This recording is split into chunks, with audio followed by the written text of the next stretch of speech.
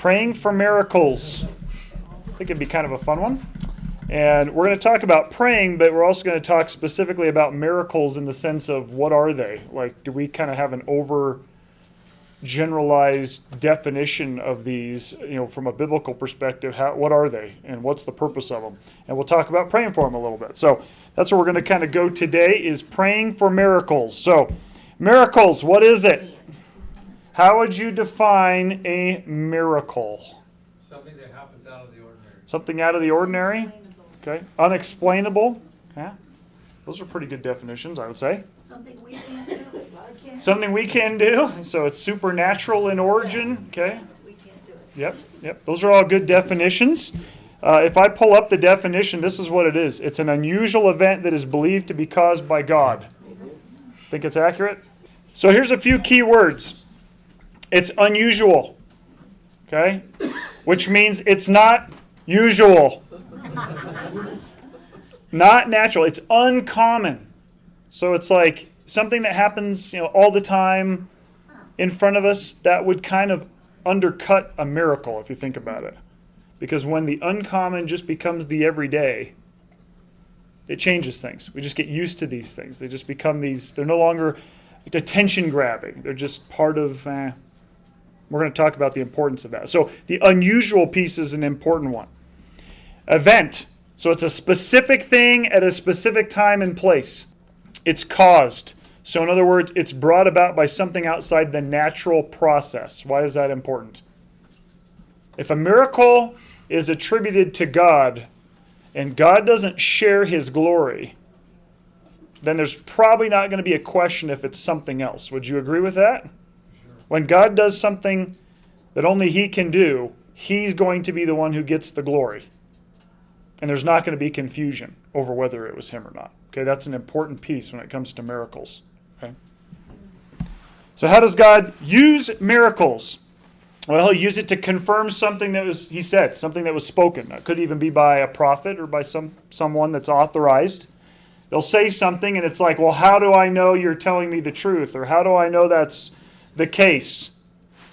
Boom, there you go. Okay? The classic example of this comes from Jesus when he's talking to the man who's laying there unable to walk. His friends had brought him. Do you remember this story? And he says, your sins are forgiven. He tells that guy. And remember the Pharisees immediately were like, whoa. You can't do that. Only God can forgive sins. And then Jesus says, is it easier to say your sins are forgiven or get up and walk? And then he says, so you'll know that I have the authority to forgive sins. And he tells the guy, get up, take your mat, and go home. And what does the guy do? He gets up and he walks. Everybody's in amazement. They're all shocked by this. Because what does he do? He uses a miracle to confirm something he said. So I put actions speak louder than words. Anybody can say anything, but to be able to back it up with something that's unexplainable, violates the laws of nature and medicine and everything else, that's another story. Okay? Answer prayers. Does God use miracles to answer prayers? He does. We're going to look at that a little bit today. Sometimes, not every time. Okay? We're going to look at that one. Not every answer to prayer requires a miracle. You got to keep that in mind.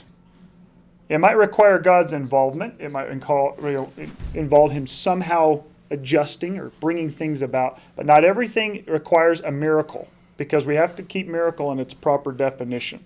Okay? We're going to look at that one a little bit more. So here's a story from 1 Samuel. Remember we looked at this one a few weeks ago? David said, O Yahweh, God of Israel, your servant has clearly heard that Saul is seeking to come to Keilah to destroy the city because of me. Will the rulers of Keilah deliver me into his hand? Will Saul come down as your servant has heard? O Yahweh, God of Israel, please tell your servant. And Yahweh said, he will come down. So you remember this story? We talked about this one. Then David said, will the rulers of Keilah deliver me and my men into the hand of Saul? And Yahweh said, they will deliver you. So David and his men got up, about 600 men, and went out from Keilah and wandered wherever they could go. When it was told to Saul that David had escaped from Keilah, he stopped his pursuit. So David's praying. He gets information from God about what could happen if he stays there, right? And then he leaves. Did God miraculously deliver him? Yes. No, there wasn't Now, it depends on how you define miracle, doesn't it? Did God violate the laws of physics Matter of timing. to get David out of here? No. No. I mean, he could just tell him some information, like, hey, this is what's going to happen if you stay here, and he could go. And there's no violation of physical laws there. It's just information exchange. Okay, so if you define that as a miracle, you might say, yes, it's miraculous that God did this. I'm trying to keep it a little more narrow. Okay, the violating this unusual event that's caused by God that we're going to look at. Okay, remember this story was Rebekah coming to Abraham's servant a miracle in response to the servant's prayers. We looked at this last week. The servant prays and says, "Oh God, please let the woman who comes out and offers to give me water and water my camels, let her be the one." And it says, while the prayer was still on his lips, here comes Rebekah. Was that a miracle? No, it was a matter of God's timing. We talked about providence last week, remember? And how God can bring things about the right place at the right time for the right purpose. And it doesn't mean he's not involved. He's clearly involved in this. But does it fit the definition of, we would say, a miracle? No. Okay, we're going to look at that here in a second too. But I wanted you to think about some of these stories we've been through. 2 Kings. Thus says Yahweh, the God of David, your ancestor, I have heard your prayer and have seen your tears. Remember Hezekiah? And he's told get your affairs in order because it's over for you. And he says, I heard your prayer and I have seen your tears. Look, I'm about to heal you. On the third day, you shall go up to the temple of Yahweh. I will add to your days 15 years. And from the hand of the king of Assyria, I will deliver you and this city. Now, this one's kind of a question mark. Because it sure sounds like he's done. Like he's going to die. God tells him, you're done. But then he prays, and there's some kind of a healing or a delay that it's not going to kill him. Okay, whatever this thing that he's got is not going to kill him. And he gets 15 more years. Could God have done a miracle there to prolong his life from a health standpoint? Yes. Could God have just allowed his body to heal, and maybe that was what was going to... Who knows? Okay, we don't really know because we can't go get the medical record of Hezekiah. What happened here, But we're not done with the story yet. Hezekiah said to Isaiah, what is the sign that Yahweh will heal me, that I shall go up on the third day to the temple of Yahweh? And Hezekiah answered, it is easy for the shadow to lengthen 10 steps, but let the shadow return backward 10 steps. Isaiah the prophet called to Yahweh, and he brought back the shadow on the steps where it had gone down on the steps of Ahaz, backward 10 steps. So he says, how am I going to know you're going to give me 15 more years? And God says, what do you want? And he says, how about you make the shadow go backward? Now, That's a miracle. yeah, if in fact he did make the sun go the other way and make this shadow change in the violation of the laws of physics and light, miracle, okay? Yeah. Could it be, and again, I've heard this argued that maybe Hezekiah just saw something that appeared to be the shadow going back 10 steps, but God actually didn't violate the laws of the cosmos with the sun movement. Possible, but on its face, it sure looks like God did some kind of a manipulation to things that actually showed this sign. And we could say that might be a miracle. Now, in that instance, if it is a miracle, what's the purpose of the miracle? It's to confirm a word, isn't it? Yeah. He said, I'm giving you 15 more years. And he says, I don't know that I can totally believe you, which I'm surprised God even gave him this. But he says, what do you want? And he gave him a sign. A sign to confirm the message. Have you ever heard the sign proves the sermon? Have you ever heard that phrase? They would have this, sometimes they would say, if a person gave a really good sermon, there'd be something miraculous that would happen to say, see, you should listen to this person. The disciples had this happen, the apostles, Jesus obviously had this happen where they would say something and then there would be something miraculous that would take place. Here's Mark 11. As they passed by early in the morning, they saw the fig tree withered from the roots. And Peter remembered and said to him, Rabbi, look, the fig tree that you cursed has withered. And Jesus answered and said to them, have faith in God. Remember this story? He just curses this thing because it doesn't have any fruit on it. And they come back the next day and it's all withered up. Okay? Truly I say to you that whoever says to this mountain, be lifted up and thrown into the sea, and does not doubt in his heart, but believes that what he says will happen, it will be done for him. For this reason I say to you, whatever you pray and ask for, believe that you have received it, and it will be done for you. Now, why do I throw this verse in here in regards to praying for miracles? If I prayed right now and said, God, I want Pikes Peak in the Atlantic, and he said, okay, let's do it. That could be a miracle. Would you agree? Oh, yeah. If you watched it get up or lift up and go and put down. And the problem we have is that this verse is one of the most misunderstood because we think here's the password. If I just ask for anything and pray and ask, and I just have enough faith, I can literally have a miracle at every outcome, every instance. And sometimes you might need a miracle. I mean, there's times where it might be the only thing that's left, or it might be the thing that's necessary, but not every time. Not every time. And we're going to talk more about this, but we have to make sure to differentiate between what we think we are entitled to be able to do and what God has discretionary authority over. Okay? Because when we're talking miracle in the defined terms of violating the laws of physics, who really should have the discretionary power over that? Us? No. What if we could get that every time we wanted it? I can violate literally the laws of physics by just praying. It wouldn't be a miracle anymore. It wouldn't be a miracle. We'd use them all the time, wouldn't we? We'd violate the laws all the time. He's showing off. Yeah. And pretty soon people would be like, whoa, did you see what this person could do? And what would happen? They'd say, they're a god. Pride. Yeah, we would become proud. And also, we would attract attention. Because if you can violate the laws of physics by the word of your mouth, there's only one entity that can do that. And that's God. Right? He's not going to share it. And he's not going to share that. He might authorize someone on his behalf to do something miraculous. Remember the disciples, what did they say? In Jesus' name, and then they would do something. It wasn't in the name of Paul, it wasn't in the name of Peter, it was in Jesus' name, and they were authorized to do certain things at certain times for a purpose. Unusual events at a specific time for a specific purpose. Okay? If you take this as a pass that I can pray and literally violate the laws of physics anytime I want, because God says, hey, if you ask, I'll give it to you. We're going to go wild. So let's talk about these unusual events, okay? This is my chart I'm going to show you. Things that are hard to explain. You ever run into some of those? Probably. There's a number of them. Here's a whole table of them. Table of unusual events. You can see here you got anomalies, you got magic, which we argue that that's unusual, but we can explain it. Psychosomatic, mind over matter type stuff. You got satanic.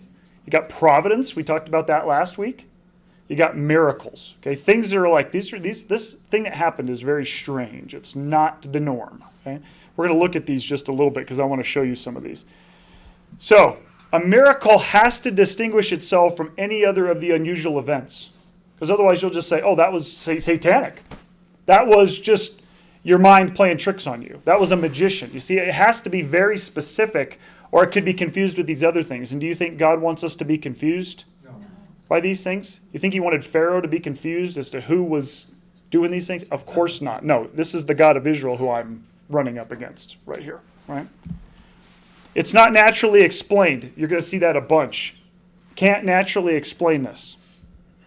Not all things that cannot be naturally explained are miracles. I'm going to show you one in just a second.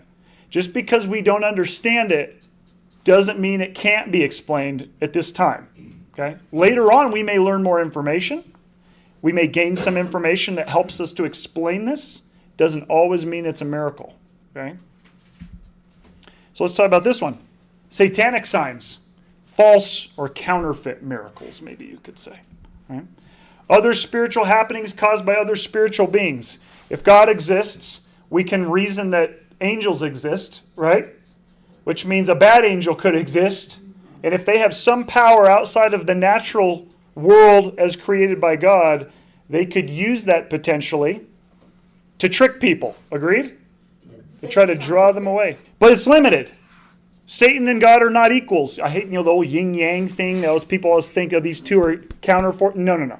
This one's huge, this one's small, and this one could crush this one anytime he wants to. Right? They are not equal by any means.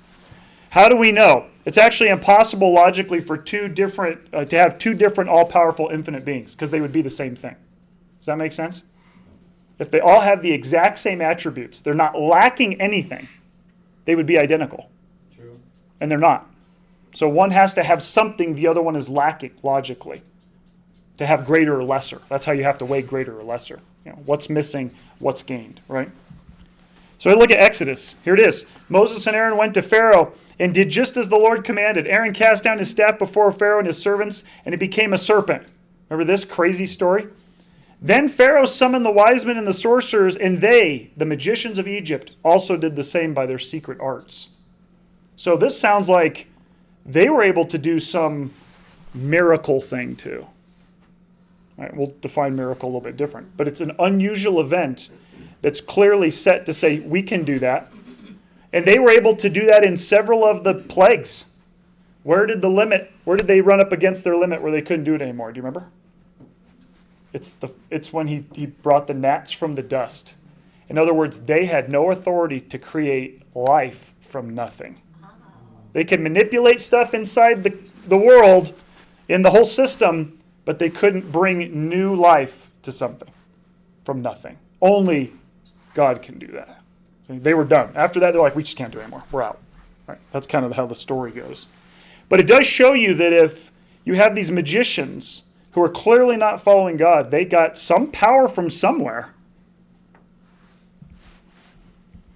So satanic signs, they give glory to the individual. In most instances, it's a power grab. It's an attention grab. Look at me. Look at this thing that's not God. Right? Supports falsehood. It's to back up a message that's a lie in order to get you to go that direction.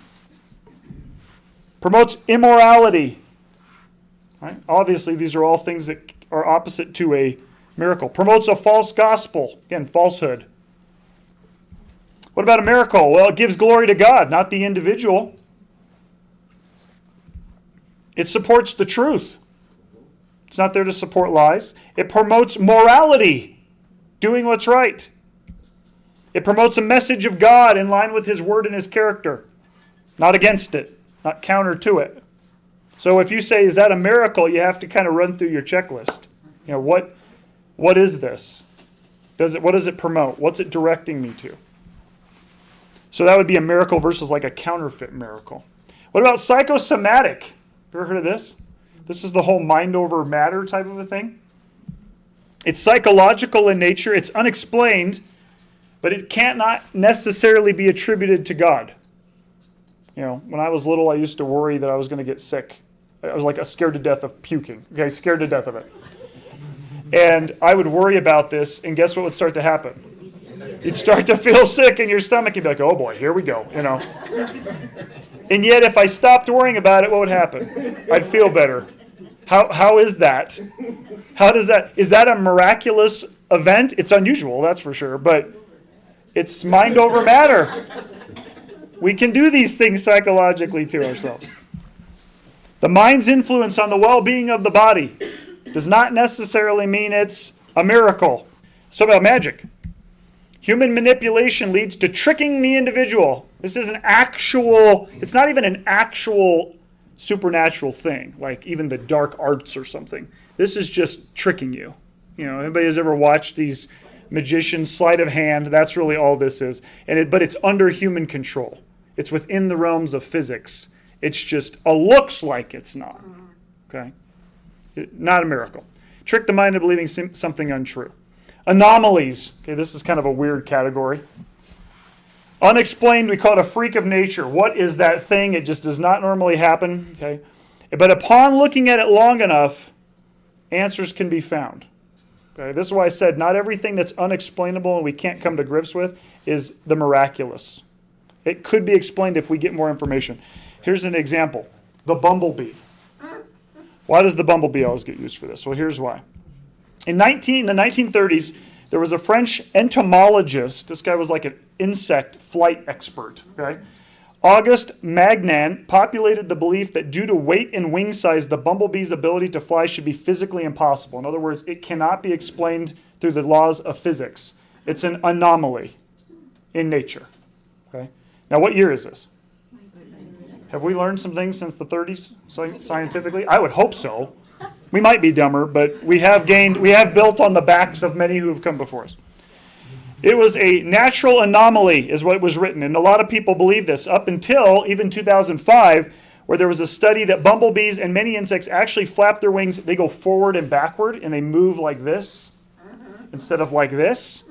and it actually creates a mini hurricane that actually keeps them aloft. It's enough force that it brings them up. So that it's actually been scientifically explained with the laws of physics. But if you were in the 1930s, not so much, right? It's a different story. So that's why it's important to understand that even though if someone comes up to me and says, that was a miracle, you can see why the first thing I have to do is say, okay, I got to stop and really think about this. Because there are a lot of things we put in that basket that could fit these other categories. And so I usually have to kind of walk through. Is there any of these I can fit this into? And a lot of times you go, I can't fit it into any of them. Can't explain it. So here's the bottom line. Not everything unexplained is a miracle. Okay? God doesn't need a miracle to answer our prayers every time we think he does. I need a miracle. And God goes, actually, you don't need a miracle. Like, here's what you really need. Okay? However, God still answers prayer even if it's not always through a perceived miracle. That's what I want you to walk away with. Just because God doesn't answer the way you think it ought to look, or you think he should answer, doesn't mean he didn't answer. And it doesn't even mean it wasn't the right way, or it was like a no. Sometimes it's yes, it's just yes in a little bit of a different light. You know. If miracles are unusual, rare events, they must be attention-grabbing for a purpose of God. Because if you have this crazy, unusual event that violates the laws of nature, that takes place at a specific point in time, the question is, why then? Why now? What am I supposed to learn from this? Is this just a strange thing that took place? Halley's Comet goes by, you know. Well, that's pretty rare. It doesn't happen a whole lot. What's the message here? Well, it could just be that there's a comet going by. But in the New Testament, when Jesus did something miraculous and violated the laws of nature, why? Why did he do that? I'm trying to get my message out. Trying to show you something here. There's purpose in this event. There's purpose in this miracle that's greater than even the guy getting his legs working again. The greater message is, I can forgive sins. That's the more important message, right? That's great that the guy could walk again. But the point was, I have the authority to forgive sins. They have to be, this is a big one for me, they have to be unmistakable as anything else. God doesn't share his glory. He's also not a God of confusion. If I speak, you're going to know it's me talking, is kind of God's. If I speak, you're going to know it's me. Because otherwise there'd be an excuse. Well, God, I didn't know that was you. I was confused. Oh, well, I guess I should have spoken clearer. God says there is no excuse. I've spoken. You will be held accountable when I speak. And so this unmistakable as anything else is an important one. Otherwise, it could not rightfully be attributed to God. If God is the one who has the authority, then it's going to be his message. It's going to be for his purpose. It's going to have to be attributed to him. Okay? It might even pull somebody out of something that later on they go, I look back at that event. I can't explain it was miraculous. That was God doing something then to get me here now. But it's going to be his. Bottom line, it's his to do. Again, the one thing I want everybody to understand is just because it's not no intervention, even a body breathing again, God created the body. It could recover in a way with his push or his help, which means he still answered prayer. He still had a purpose. He still got involved. It just may not be like, he's dead, come on out. That dramatic. Does that make sense? Yes. But God still could be involved equally in all the circumstances. One just looks like, this was a lot more where this guy literally has been dead for 4 days and he comes out of the grave. And a lot of times, as we're going to see, Hezekiah is an example of this. Did God tell Hezekiah and do a miraculous thing? Whether it's a sign or whether it's the healing, you could say, he did something unusual here. I would say qualifies as miraculous. How many of the people that heard the story go, that old Hezekiah, thought he was dead. He died, he was sick. Now he's back, but he claims God, did something to give him 15 more years, There's always going to be skeptics. And so sometimes it's just the person there, the individual that's directly encountered God, that's going to be able to say, I know that this was a miracle. And they have to be able to stand on that. Hezekiah is an example of that. He knew what he saw. He knew what happened to him. And he said, This is a miracle. Like, that was a miracle that the steps went back. Doesn't necessarily mean everybody else is going to, because they don't have the information. They didn't experience that moment where a person is brought back. So they might say, this is trickery. It's trickery, you know. In fact, isn't that what they did with Jesus, the Pharisees? The problem is they actually started attributing it to the works of Satan. Remember, they said it's by Beelzebub. And actually, that's when Jesus says, that's the sin that is unforgivable. When you take the power and the work of God and you attribute it to the devil, there's no hope for you. I've done everything has been done that can be done, and you have rejected it. And actually, not even just rejected it, you've assigned it with evil. Do miracles still happen today? Yes, sometimes. Yes. I don't have any reason to believe. Maybe the better question should be, how are we defining it? And maybe, can miracles still happen today? Do they? I could probably go find something but I'd have to go off a testimony. I'd have to get some witnesses, try to build a case and convince you that that was a miracle. And you say, I think there's another explanation. So do is a tough question. Can is a better one in my view. Because if God has not changed, can he still do them? He could. He may not, but he could. If God doesn't change, he could use one. Are there times when that might be an appropriate thing to pray for?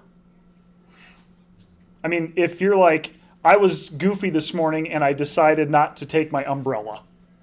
So I'm going to pray that cloud that's raining, I'm going to walk into it and it's going to be a special... That would be a violation of the laws of physics, right? But it could be that God just said, That's presumption. why don't you bring your umbrella, right? That's presumption that when you do something like that. Yeah. So, but there are times when you may be in a place where God knows, like, this is what you need, and I can only get it to you through a miraculous event. Does God expect us to take action when we pray, or just sit idle and wait? Depends on the situation. Sometimes you may not be able to do anything. You may not be able to. And you have to say, God, I don't know what to do. Can you either show me what I need to do now, because I don't know what I should do? Sometimes we think we can't do anything when we actually can, and we just need God to show us what we need to do. But I'm saying in times where there is absolutely nothing you can do, nothing. If God says, I'm going to answer your prayer, it might have to be through a miracle, through something miraculous. Doesn't mean he can't do it. He might do it. But I do think we're thinking a little too narrowly. Because if God does that, he's not expecting you to keep it this small, is he? He's expecting something to explode out of this for his purpose and his glory. That's every miracle I can find in the Bible. Is it's not just for this. It's for something a whole lot bigger if God violates some laws of physics. Right? Goes a lot bigger. In events we need a miracle, God will come through. Now, I've put need bolded there because who gets to define that? I think I have a lot of needs that I don't have. That I'm really in no need there. Right? My oldest needed a Pokemon pack yesterday at the store. I need that booster pack. You don't need that. You want that. But in an adult sense, how many times do we do that? So there are times when you've done all you can do, and now you have to pray and wait. And this kind of makes it sound like it's a negative. Sometimes you've done all you can do. Sometimes you have more to do. You have to walk with God to know these things. God, what can I be doing? And sometimes God will say, wait, don't do anything. You've done all you can do. Now let me have some days to get this done. So have we been diligent with what God has given us through his guidance and provision? God gave you a tire pump. Take it in the car. Don't wait for the tire to go flat and then pray the tire can be refilled miraculously, right? Now you might have just in human error been like, whoops, and then somebody drives up. Hey, I see you got a flat. You need me to fill that up for you? God's provision. But that's not a miracle. That's providence. Okay? That's the Rebecca situation. They're a little different. Are we simply asking for an easy way out? That's the real question. Just make this an easy way out. Are we asking God to skip the time spent in the lesson in order to give us the answer? I had to learn long division this week so I could teach my son, who's doing it, how to get this answer. And I don't remember long division. But guess what he wanted me to do? Get the key that had the answers in it and just tell me what it is so we can move on. And I sat down and I did fourth grade long division for 45 minutes at my kitchen table. Right. So I could say, you're going to learn how to do this, not just get the answer. You have to learn the process. Yes. So how many times do we do that? Hey, God, what's the answer to the long division question? And this was the question. I literally did that and came down and wrote this. Are those the kinds of children God desires? Is that the kind of kids he wants? Just get the answer? On a hey, do something miraculous here to give me the answer I want. So just a few things to wrap up. As Christians, many times we pray for miracles because it's what we think is best and it's the easiest. God's given us this great thing, and so we're like, can we use this for our benefits? Of course we can, but who's ultimately the discretionary power behind this that we're growing with? We're learning to know what he wants so that we quit thinking about ourselves so much and start thinking about more about what he wants. We as followers of Christ are instructed to have faith that all things are possible with God, which they are. So when you have this perspective, you can really go two ways. We can now expect the impossible on a regular basis with our faith as the password. Just give me what I want. I got it. Or we believe but recognize what a miracle is. And we have to trust it's in God's discernment and judgment to carry it out in the way that he sees fit. That's the hardest part because we want what we see fit.